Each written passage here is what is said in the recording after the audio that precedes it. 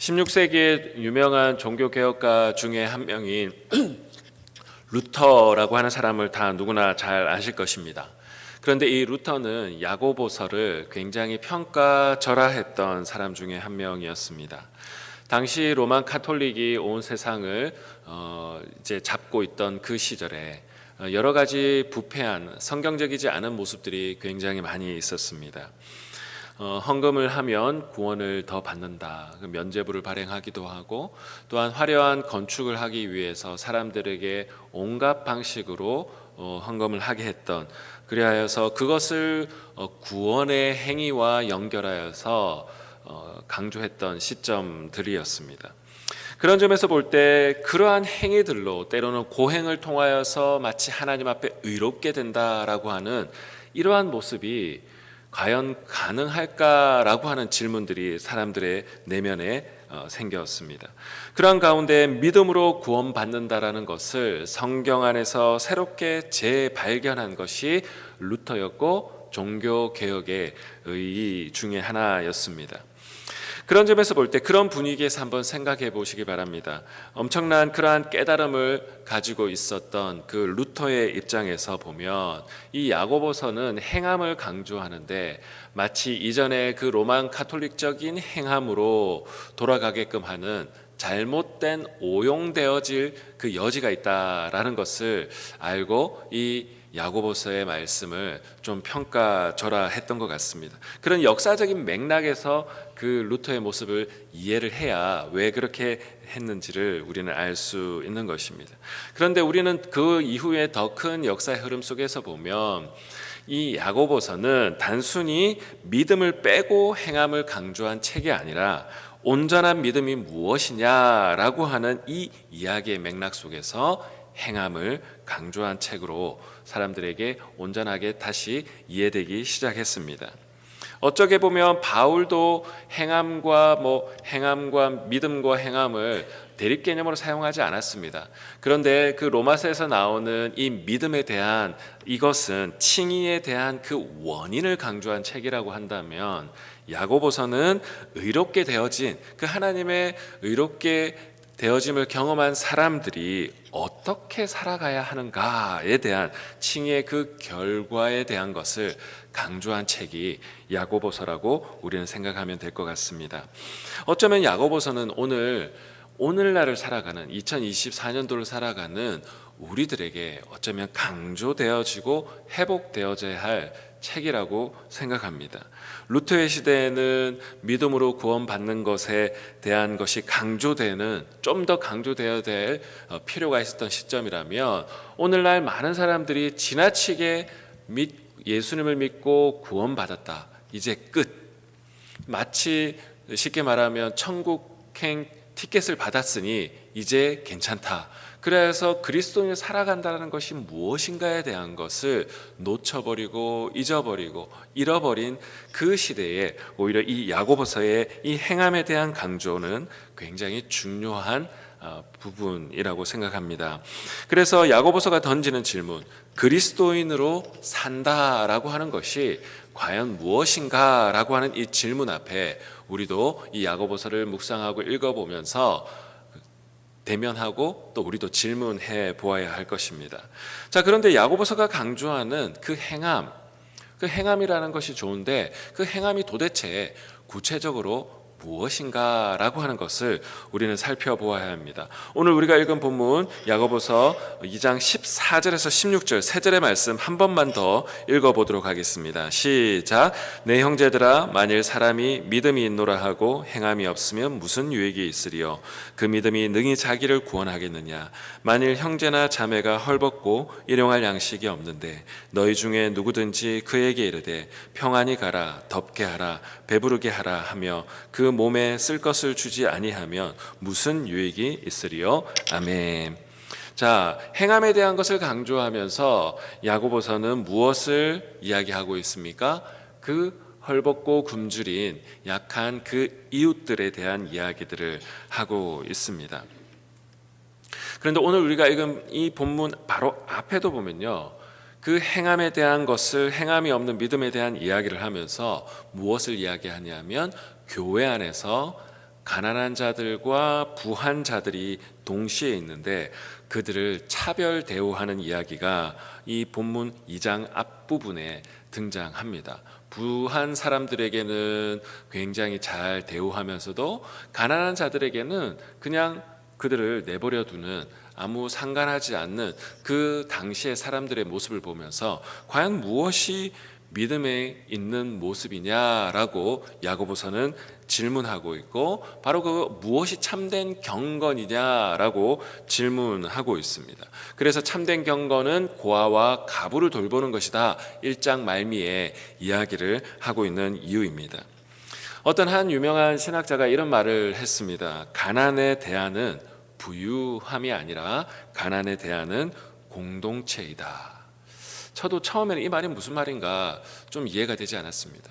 근데 가만히 생각해 보면 가난한 사람을 그냥 부유하게 해주는 것이 아니라 오히려 정말 그 가난한 사람들을 올바로 대우하고 하나님의 마음으로 그들을 바라볼 수 있는 올바른 믿음의 공동체가 필요하다라고 하는 그러한 말이었습니다.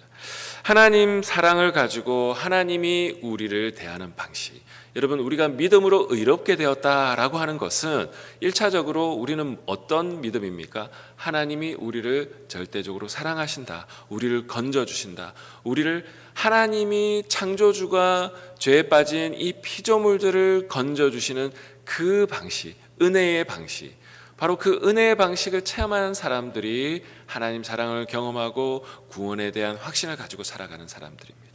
그런데 그 하나님의 구원에 대한 바로 이 가치를 깨닫고 그 마음을 경험한 사람들, 그래서 그 공동체가 그 방식으로 세상을 대하는 바로 그러한 공동체, 바로 그러한 공동체가 가난의 대안이 될 수 있는 것이죠. 그래서 그런 의미에서 저는 그 한 신학자의 말이 처음에는 이해가 되지 않았지만 곰곰이 묵상해 보면서 맞다라고 하는 생각이 들었습니다. 그래서 가난에 대한 것을, 가난한 자에 대한 것, 가부와 고아들에 대우하는 것들을 경건과 연결하는 그 야고보서의 모습이 이해가 되는 것이죠. 여러분, 하나님은 이 창조 세계를 보존하고 이 가운데 하나님이 기뻐하시는 샬롬의 모습이 유지되고 보존되기를 원하는 것이 하나님의 마음입니다. 그런데 한쪽에는 배부르게 살아가고 있는데 한쪽에는 굶어서 때로는 정말 극단적인 모습 속에서는 아직도 여전히 굶주림 속에서 죽어가는 이 창조 세계의 모습이 여전히 있다라는 것. 이 모든 창조 세계를 창조하시고 보존하시는 하나님의 관점에서 보면 여러분, 어디에 더 마음이 쓰일까요? 샬롬이 깨어진 그 모습, 그래서 그 가난한 자들을 향하여 마음이 쓰일 수밖에 없는 것이죠. 여러분, 잘 아는 이야기가 하나 있습니다. 아마 다 아실 것인데, 한 그 어머니에게 두 아들이 있었습니다. 한 아들은 우산 장사를 하는 사람이고 한 아들은 부채 장사를 하는 아들입니다. 더운 날에는 뭐가 잘 팔릴까요? 부채가 당연히 잘 팔리겠죠. 그런데 비가 오는 날에는 또 뭐가 잘 팔릴까요? 우산이 잘 팔리죠. 그런데 비가 오면 어머니는 누구를 걱정할까요? 우산 장수가 그 부채가 잘 안 팔릴 거기 때문에 부채 장수를 하는 아들을 걱정하게 될 것이고, 더운 날에는 또 누구 걱정할까요? 네, 우산 파는 아들을 걱정하게 되는 것이죠. 어쩌면 이게 어머니의 당연한 마음이라고 생각합니다. 어머니는 두 아들을 다 사랑하죠. 그런데 어머니의 마음은 항상 잘 되는 것보다 어디가 있을까요? 잘 되지 않고 아파하고 고통스러워하는 그 자녀에게 마음이 갈 수밖에 없습니다. 여러분, 성경이 가난한 사람들 그리고 약한 사람들, 고통받고 있는 사람들의 삶의 이슈들을 중심으로 서술된 이유가 바로 거기에 있습니다. 성경이 부한 자들을 차별하는 것은 절대 아니죠. 성경에도 경건한 부자 아리마대 요셉의 이야기, 자주장사 루디아의 이야기, 그 경건한 부한 자들의 이야기도 분명하게 쓰여져 있습니다. 그러나 성경의 이야기는 더 많은 메인스트림은 바로 가난한 자들, 고통받는 자들, 정말 마음 아파하는 자들의 이야기를 중심으로 성경은 쓰여져 있습니다. 왜 그렇습니까? 마치 그 두 아들, 더운 날에는 그 우산 장수가 되지 않을 것에 대해서 신경 쓰는 그 어머니, 비 오는 날에는 부채 장수가 잘 장사가 안 될 것에 대한 아파하는 그 어머니의 마음, 그 약하고 고통받는 사람들을 향하여서 마음을 쓰는 그 어머니의 마음이 바로 우리 피조 세계를 창조하신 창조주의 마음이기 때문입니다.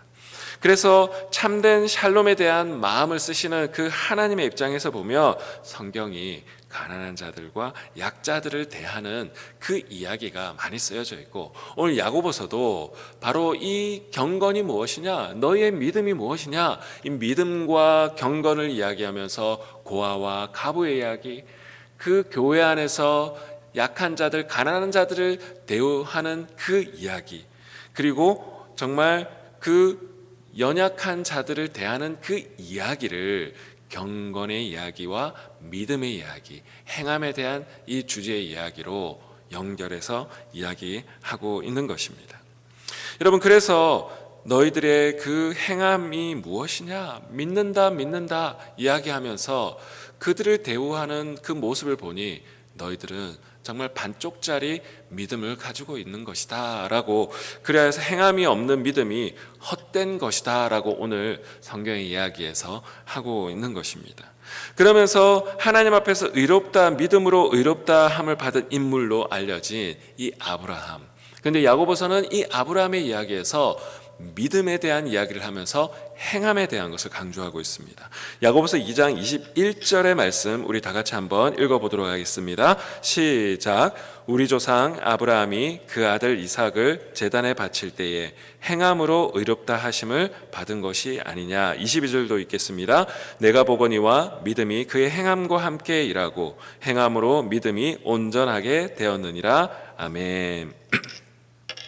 그래서 이 성경의 유명한 이야기 아브라함의 이야기를 하면서 이 아브라함이 행함으로 하나님 앞에 의롭게 되었다라고 이야기를 하고 있고, 그것뿐만 아니라 하나님의 벗이다라고까지 칭함을 받았다. 그래서 24절에는 이로보건대 사람이 행함으로 의롭다 하심을 받고 믿음으로만은 아니니라 이야기를 하고 있습니다. 그리고 또 한 명의 인물 기생 라합을 언급하고 있는데, 여러분 기생 라합도 바로 그가 믿는 믿음의 그 가치대로 행한 것, 바로 그것이 바로 행함으로 구원을 얻은 것이다 라고 이야기를 하고 있습니다. 그래서 26절의 말씀에 야고보서는 또 하나의 분명한 선언을 하고 있습니다. 2장 26절 우리 같이 한번 읽어보도록 하겠습니다. 시작. 영혼 없는 몸이 죽은 것 같이 행함이 없는 믿음은 죽은 것이니라. 아멘. 이 두 개가 하나다라고 하는 것이죠. 바울 서신도 믿음에 대한 것을 강조하지만 사실 바울 서신의 그 구성을 보면요, 앞에는 어떻게 우리가 믿음으로 구원받느냐에 대한 이야기지만 믿는 자가 결국은 이 세상 가운데서 어떻게 살아가야 될 것이냐, 삶의 실천에 대한 이야기로 구성되어져 있습니다. 바울 서신도. 그렇다면 우리가 이 땅 가운데 성육신하여서 오신 예수 그리스도의 모습도 한번 우리가 묵상해 보았으면 좋겠는데, 여러분 예수 그리스도는 아파하고 고통받는 인간들의 세상의 한복판으로 오셨습니다. 그리고 그 땅 가운데서 약하고 버림받고 소외된 사람들과 함께 식탁을 대하시고 그 세리와 그 가난한 자들과 함께 시간을 보내셨을 때 사람들은 조롱했습니다. 그러나 그 모습이 바로 창조주의 그 이 세상에 아파하는 사람들을 향하여 마음 아파하는 창조주의 모습이 바로 예수 그리스도셨습니다. 여러분 그들과 함께한 예수 그리스도, 바로 그것이 우리에게 제시한 믿음의 길이고 구원의 길이고 우리가 어떻게 살아가야 되는 그 모습인지를 예수님이 직접 성육신하셔서 우리 가운데 보여주셨습니다. 여러분 그런 점에서 볼 때 우리도 바로 그러한 믿음의 공동체가 되어지기를 소원하고 기도하고, 우리가 실천하고 우리가 행할 때에 우리의 믿음이 온전한 믿음이 될 줄로 믿습니다. 그리고 그 믿음이 예수 그리스도를 따르는 믿음이 될 줄로 믿습니다. 내가 주여 주여 하는 자들마다 다 주님 천국에 들어갈 것이 아니니라. 내 뜻대로 행하는 자가 내 가족이다라고 성경은 곳곳에서 이야기하고 있습니다. 여러분, 이제 한 해가 마무리되어져 가고 있습니다. 우리 주변을 돌아보면 여전히 마음 아파하고 가난하고 고통받고 있는 주변에 수많은 사람들이 있습니다. 여러분, 그 사람들을 우리가 어떠한 모습이든지 손을 뻗어 리치아웃하여 돌보고, 우리 공동체 안이든 우리 공동체 밖이든 우리가 손을 뻗어 그들에게 우리의 부족한 손길을 오병이어처럼 하나님께 올려드릴 때에 하나님께서는 그것을 사용하셔서 세상에 식어져가는 이 세상 가운데 따뜻함을, 그리고 어두워져가는 이 세상 가운데 빛을 우리를 통하여서 하나님께서 비추게 하실 줄로 믿습니다. 그런 하나님의 부르심 앞에 응답하시는 2024년도 우리 연말이 되시기를 주 예수 그리스도의 이름으로 축복합니다.